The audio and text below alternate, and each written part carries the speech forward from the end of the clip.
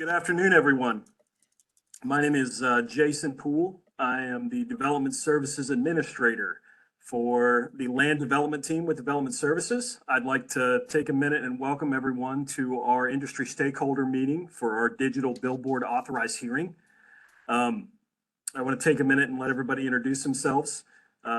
We've got several staff on the line, including Ms. Robin Bentley, our Interim Assistant City Manager. But if I could turn it over to Oscar and allow him to introduce himself, and we'll just kind of go from there. Good afternoon, everyone. I'm Oscar Aguilera. I'm the case manager for this amendment, and I'm working directly with Mr. Poole and also with Scott Roper. They are the code experts for signs. They're very knowledgeable. And I'm a senior planner, and I'm doing the code amendments and the presentations based on their expertise. Nice to meet you.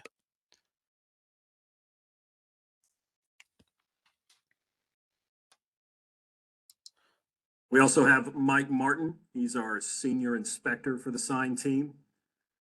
John Stepp, he's the manager for the sign team. And I see there's quite a few attendees, so we'll go ahead and get started. If you have any questions during the presentation, if you could put those into the chat, and we'll go over those at the end of the presentation. And with that, we'll get started. Oscar, go ahead. Thank you so very much, Mr. Poole. So today is June 4th. We have on this presentation, as stated, Mr. Poole. We also have Mr. Scott Roper. So the purpose of this meeting is to brief the stakeholders, in this case, everybody in this meeting, on the proposed city authorized hearing to amend one, the relocation of certain detached non-premise signs provisions in 51.8, 7.307. Two, the digital detached non-premise signs provisions in section 51.8, 7.308, and three, the non-conforming and enforcement procedures in division 51.8, 7.700 of the City of Dallas Code. We're here to request suggestions, feedbacks, and improvements from you on this proposed amendment. This is the background for the hierarchy of provisions. We are controlled by the federal regulations, particularly the Highway Beautification Act and the Federal State Agreement, FSA. We also have state regulations, which is TAC 43.21.1, and this is a certified city program. And we also have the City of Dallas provisions with regulate signs, which is Chapter 51A, as well as Chapter 52, which is the administrative procedures for construction codes. We have the industrial and commercial zones, less than 660 feet of a highway. We have a maximum of 1,000 square feet and maximum of 85 feet tall, 25 feet maximum height of 60 feet max width. We also have a minimum 500 feet spacing requirement between signs on the same side of the road from certain public and designated area. We have a non-flashing movement or glaze requirements. The message display is a minimum of 8 seconds, auto adjusts, etc. These are maximum allowance that can be that can exceed by local code. There's also the Dallas Development Code, which is section 51.8, 7.102. This gives the definitions. It gives the definitions for expressways. Please, you can see it on your screen what is considered expressway within the city limits per our code. And then section 13.1, expressway sign means a sign wholly within 100 feet of the expressway right away, whose message is visible from the main travel way. This is section 51A 7.306 and then section 51A 7.307. This is an on-premise expressway and HPA signs. The highlighted section 51A 7.307, this is subject to amendment. In general, detached non-premise signs are prohibited and are considered a non-conforming use. Signs may be relocated when or overhanging land acquired by a governmental entity. For example, the expressway is being expanded, so you can relocate those billboards to a different location if you follow certain laws. In general, relocating signs can be uh, more than non-conforming than the original sign. There's a relocation to the remainder is preferred. However, signs in railroad right-of-ways must be relocated within the same railroad right-of-way. Relocations may be combined for large or multi-phase signs, provided that the city total signs count is reduced. Relocations are prohibited within 1,000 feet or if visible from a new expressway. Prohibited within 2,000 feet of the Trinity River without a SUP, and then prohibited within 500 feet of a historical or a historic district, public park, city-owned, lake, escarpment zone, or geological similar areas without an SUP. Prohibited within 300 feet of a non-business or residential zoning district. Prohibited within 200 feet of any intersection involving arterials, expressway frontage, and arterials or expressway travel lanes or ramps. No new properties, example, electrical, mechanical, light, or new, I'm sorry, no new properties, which is electrical, mechanical, or lighting, for example. So what that means is that you cannot modify or put additional lighting or rotating stuff to the sign. Maximum is 672 square feet with a maximum height of 50 feet or 42.5 feet above nearest travel surface, whichever is greater, can exceed 80 feet at base of signs. Maximum setback of 40 feet from the nearest expressway lane and 5 feet from the nearest public right-of-way. Council may grant an SUP for an HPA sign to be relocated in an LO office district, MO, or GO non-business zoning districts. And then this is another background for the regulations. On June 8, 2011, Chapter 51A of the Development Code and Chapter 52 of the Administrative Procedures were amended to provide conditions for the use of digital displays on existing detached non-premise expressway signs.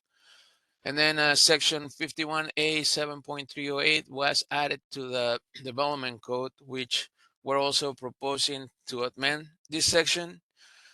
This section requires a 3-to-1 static to digital phase exchange with the elimination of exchange structures, limited digital signs locations to 50 structures. All digital signs might be expressway signs. Minimum spacing for displays, 1,500 square feet for single displays facing the same direction, 2,000 feet for dual displays.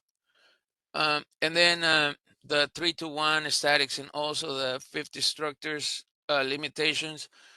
Mr. Roper will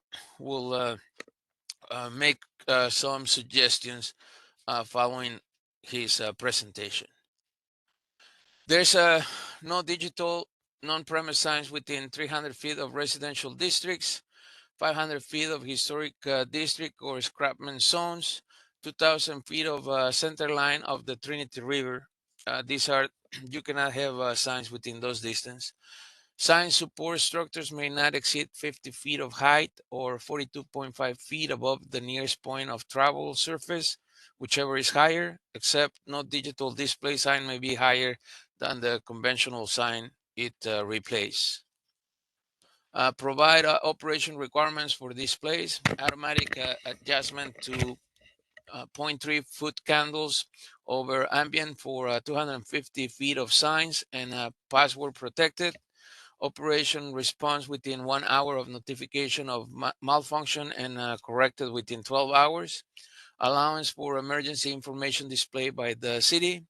Included sunset of August 1st, 2014.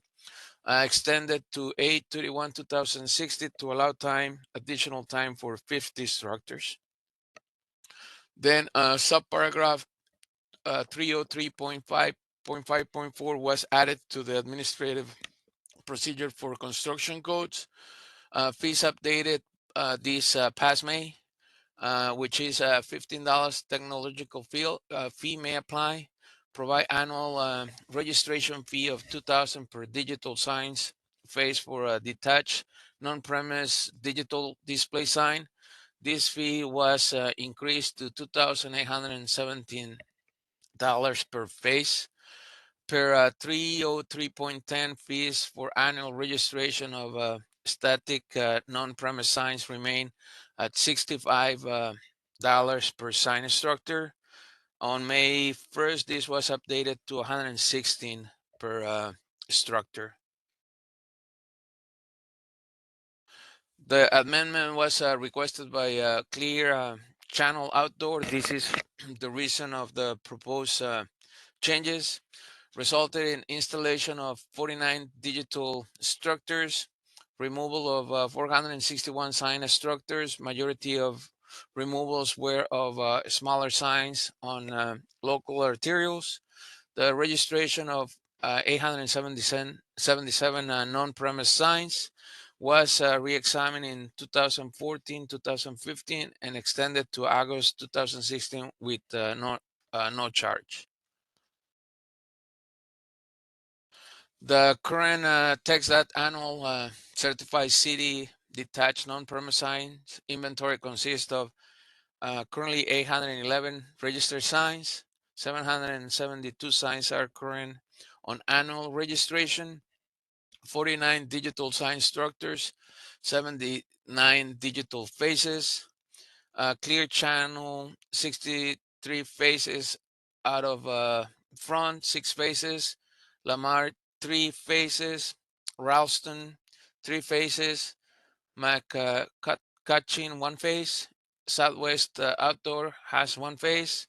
Albert Outdoor has 1 face, and Cooper has one face.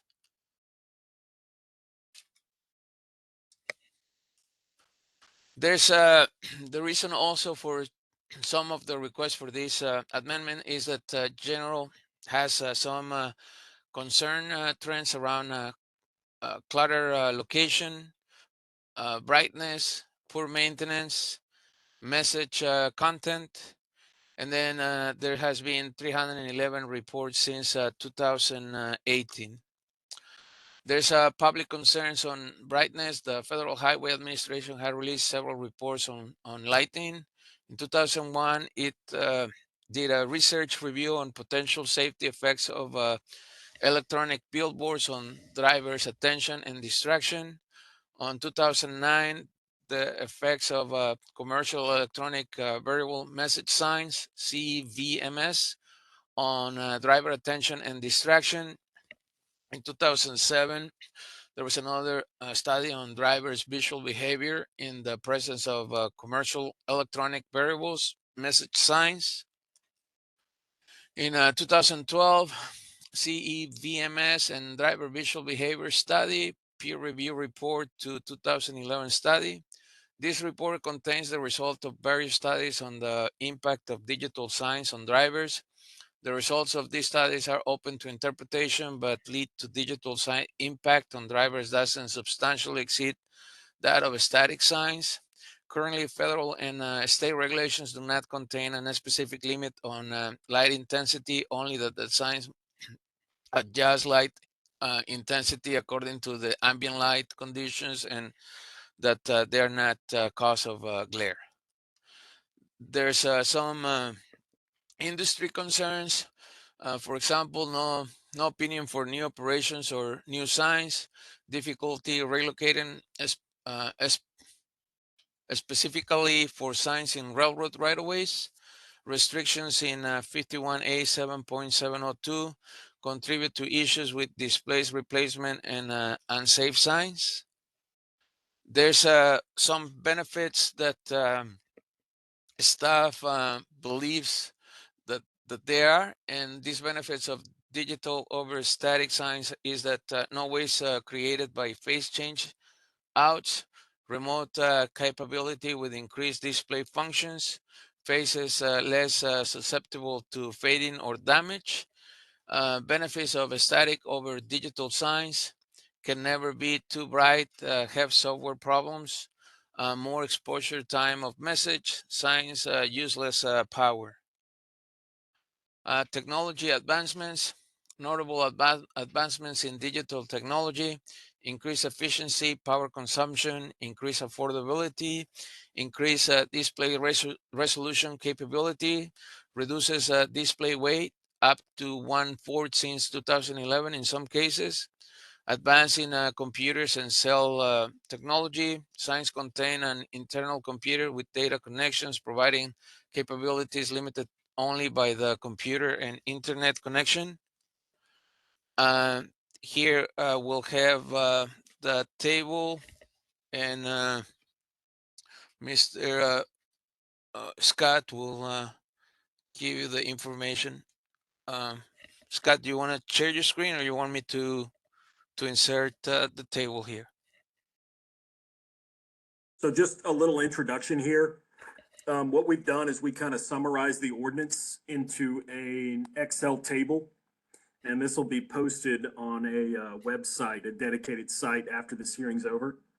And we've kind of gone over some of the considerations that we've put in, and we've heard from the industry so far. And we'll update this as we go throughout the hearing and all the various steps.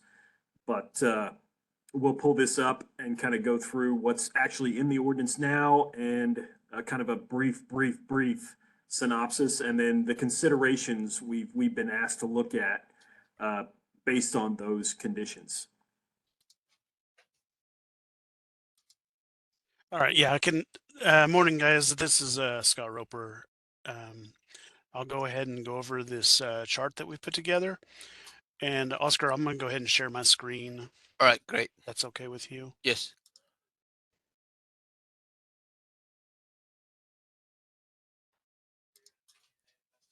Okay.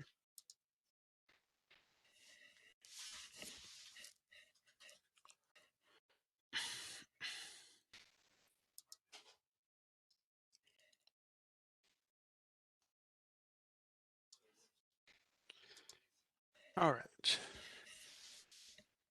So what you'll see here is a chart that we put together comparing the current ordinance to some of the requests that we've received. Starting off with section 51A 7.308, which is the digital display on certain detached non-premise signs. First, we're looking at section D, which is sign face exchange ratio. That covers the 3-to-1 that we're all familiar with. So some of the considerations that were proposed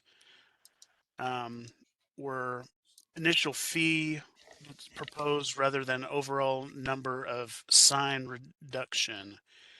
$25,000 fee paid for each digital face, and that would be as opposed to trading in 3 static faces. Option to remove signs or a fee plus beautification. Fee-based proposal system or both fee and or reduction option. Combining the $25,000 permit application fee and the structural beautification really puts added burden on small operators, so just a consideration. Small operators with existing sites be allowed 2 sign face conversions without complying with the 3-to-1 trade-in ratio or the suggested structural beautification requirement. And keeping in mind that the original intent of this ordinance is to decrease the overall number of non-premise signs in the city. The second section here is D2, and this is the section that allows for face exchange companies to having 61 or fewer registered signs without trade-in. Some of the considerations that were presented are, for a new program, all companies must be registered with the state and have existing registered signs to participate. All registrations must be up to date. And how to clean up and eliminate all non-registered illegal signs. And how to allow for new operators and determine if sign modifications must occur at the location of existing sign or if a new location can be selected. Section 51A-7.308E, location and number. This provides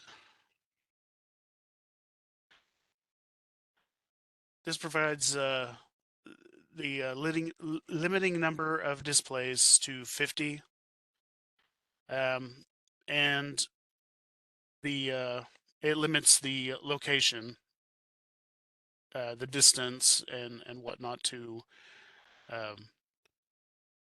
certain districts. It was proposed to allow an additional 25 or an additional 50, and as well as no limitation. And then inclusion of non-expressway sites such as Northwest Highway and Loop 12, allowing reduced spacing for signs on the same side of traffic and signs located within 2,000 feet of the Trinity River. It was proposed to eliminate 51A-7.308E2 to include digital on non-expressways. So that is a common topic. Reduce distance from residential down to 100, which is currently 300, and require new light directing or light blocking technology. Clarify that spacing is measured linearly. This would coincide with current TxDOT code for digital spacing. Initial staff recommendation would be to allow closer spacing under an SUP on a case-by-case basis. And then how would residential proximity be handled if areas such as Northwest Highway and Loop 12 were added? 308F, digital display sign support structures. This covers the height and two-sided signs, the angles and angle maintenance, electrical service. So structural beautification and approved sign modification are to include certain architectural features. Structural beautification and sign modification need to fit into aesthetics for the immediate surroundings. Remove language regarding the back-to-back restriction, and it looks as if that's referring to the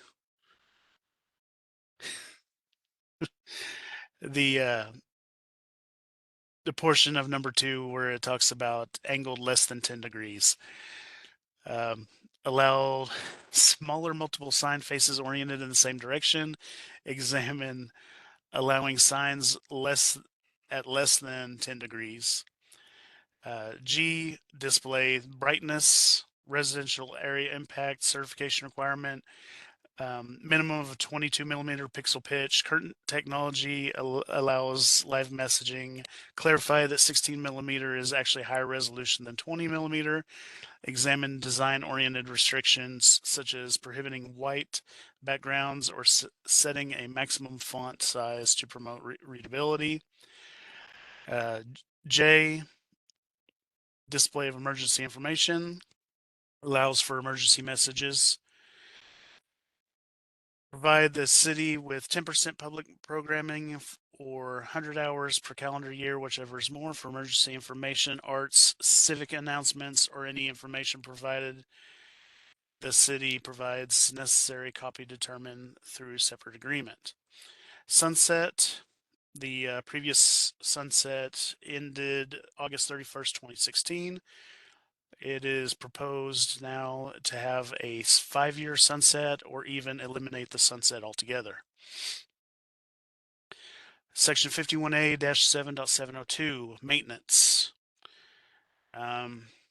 This covers the maintenance over the billboards. Proposals are maintenance replacement of digital face of the same active sign face size, combining faces facing the same direction on the same side as long as resulting overall size is not increased. Allow temporary design elements on illuminated signs such as LED rope lighting that is incorporated into the message, not an alteration. And then 307, relocation of certain detached non-premise signs. In general, non-conforming detached signs located or overhanging personal land, a government entity can take the land and you can relocate. Allow relocation due to development or redevelopment is a proposal. Application.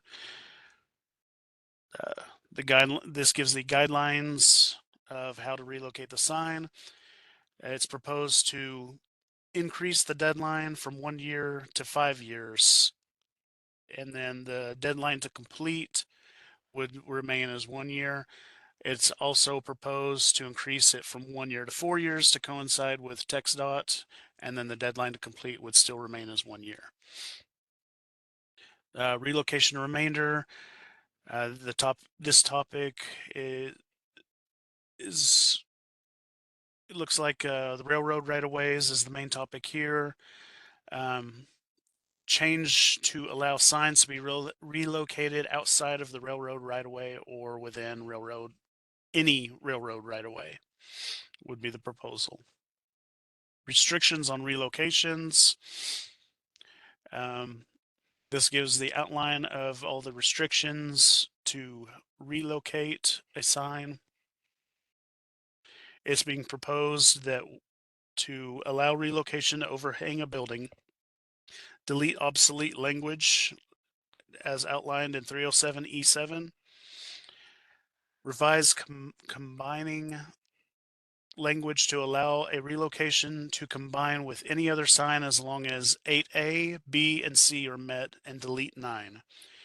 Reduce spacing requirement from Trinity River from 2,000 feet to 1,500 feet, or revise spacing requirement from Trinity River to 500 feet in 51A 307E12.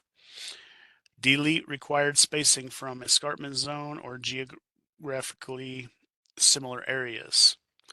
Change default measurement to linear. Reduce spacing from intersections ramps from 200 to 50 feet. Remove 307E17 as long as fee and reduction of signs are met.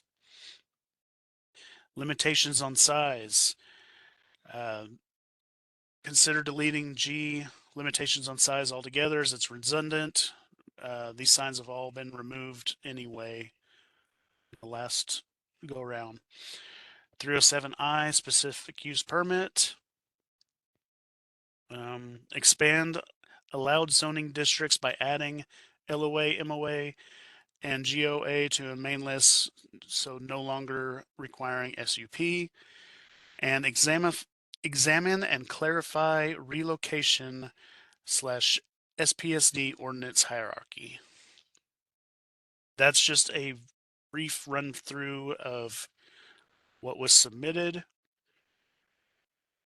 And if you have any questions or comments, go ahead and start adding those to the chat and we can address.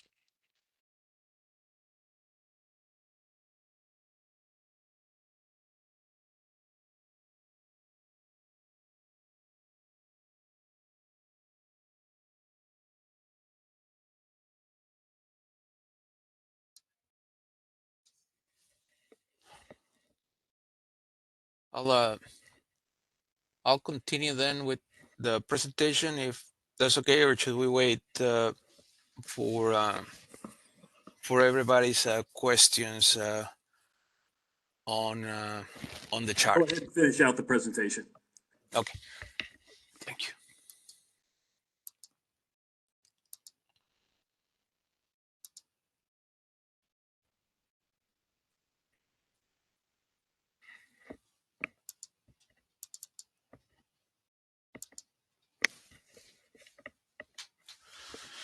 Okay, so that was this is the link to the comparison chart that you just saw, and as stated about the beautification requirements, this is what staff was thinking for potential structural beautification concept that brings some art as well. And here are some examples that Mr. Poole found, which I think are pretty neat, especially this one here. And this is the next steps that we have. We have the next step. We're planning on doing public meetings from the week of July 8th through the 12th. We want to present the public and ask for feedback and input. We will have draft proposed conditions. We'll seek for a public dialogue. We want to schedule for the special sign district advisory committee as soon as we have public hearing feedback, and then we'll schedule the city plan commission public hearing for CPC. Usually it is a month apart from the special sign district advisory committee, the city plan commission, and then city council. As I said, usually is a month apart, but there might be some exceptions if any of these bodies decides to hold the hearing for more information, or there are other questions or issues. Just to keep informed of that, we have some links that we would like to give to you. We have a website where you can find a live survey. We have the ordinance summary and the consideration chart that you just saw on this meeting and that Scott presented to you. And then we have updates, announcements, and meeting videos that you can watch. We ask you that you complete the survey. If you have any suggestions or any updates, you can download them here. And then also, if you have any suggestions, our intent here is to reach out to you to make sure that we develop an ordinance, since you or most of you are the ones that make the applications for these billboards, and you are the one that gets affected. We want your input so that we can have an ordinance that reflects your needs and also public safety. So you can send me any questions or issues at asker.aguilera@dallas.gov, or you can call me at 214-671-5099. Do you have any questions? So we are getting a few questions in the chat. Real quick, I just want to share the website and kind of show where everything is going to be posted. We're going to use this as a hub for where we're going to post updates. Like Oscar pointed out, there is a survey link here down at the bottom, our survey form, and we've got some questions in there to try and help facilitate some of these ordinance areas. It's got a timeline for the rest of the schedule. We're going to post right after this meeting is finished. We're going to post that spreadsheet that we put up, as well as this presentation, so everybody will have it. We'll also post this video, so it'll be there as well. I'm going to click on this survey form just so everyone can see kind of an idea of what we're asking for. So first and last name, granted, we're not going to release any of the name data or any of the private information.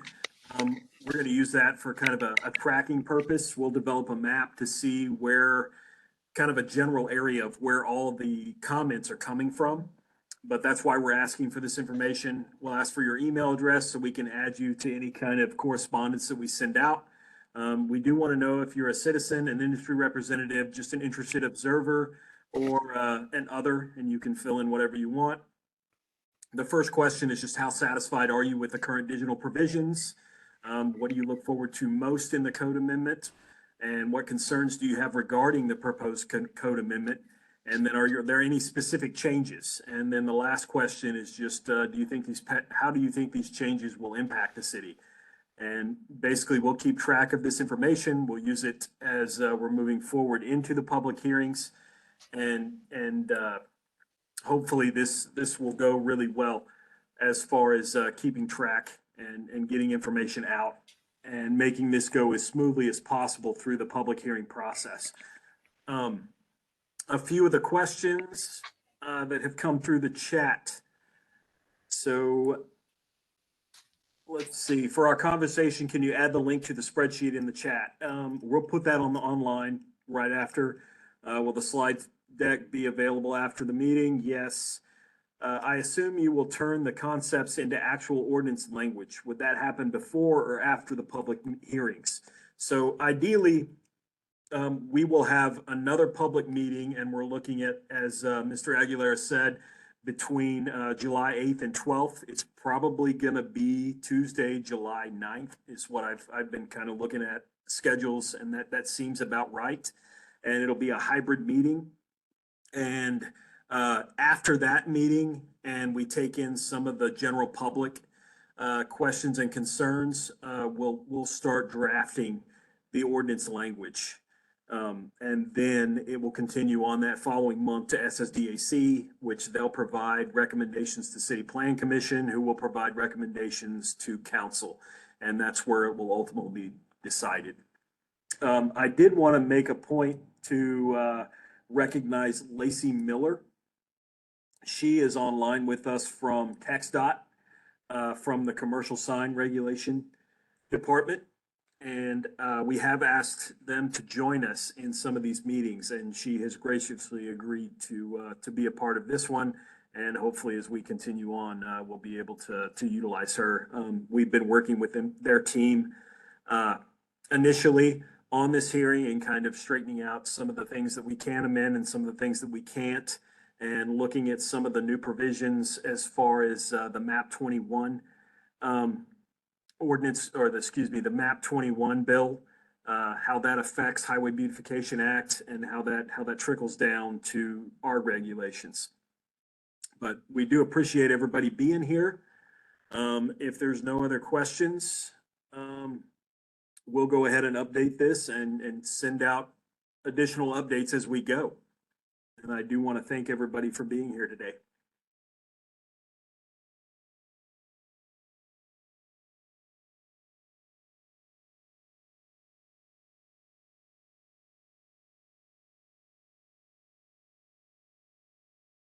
So thank you.